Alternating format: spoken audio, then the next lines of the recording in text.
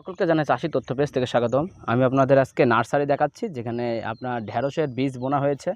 এইখান থেকে এই যে দেখতে পাচ্ছেন, প্রায় অনেক কয়টা বেড নিয়ে আপনার ঢেঁড়সের বীজ বোনা হয়েছে। এখান থেকে ঢেঁড়স গাছ উঠিয়ে তারপরে ওনারা লাগাবেন, এই জন্য অগ্রিম আগে থেকে বীজ বুনিয়ে রাখছেন। এখান থেকে হয়তো অনেকে বীজ বিক্রি করবেন। এক এক পিস গাছ, মানে বীজ যে চারা হবে, সেই চারা আপনি 1 টাকা 2 টাকা 3 টাকা করে বিক্রি হয়ে থাকে আমাদের এলাকাতে। দেখুন, প্রায় অনেকটুকু জায়গা নিয়েই উনি এই চাষটা করেছেন। আর চাষ করার জন্য চারিদিক দিয়ে ঘিরেছেন প্রথমে, কারণ যেন কোনো ধরনের ছাগল, গরু, পাখিতে নষ্ট না করতে পারে। তো এই ধরনের কাজ করতে হলে অবশ্যই এইভাবে ঘিরে কাজ করতে হবে, একটু খরচ করতে হবে প্রথম পর্যায়ে, তাহলে কিন্তু আপনার জিনিসটা অনেক ভালো থাকবে। তো দেখুন, অনেক সুন্দর করে যত্ন সহকারে বীজগুলো লাগানো হয়েছে, বীজগুলো বোনা হয়েছে। তো এখান থেকে চারা তারা বিক্রি করবেন এবং অনেক লাভবান হবেন এবং নিজেরাও তারা লাগাতে পারবেন।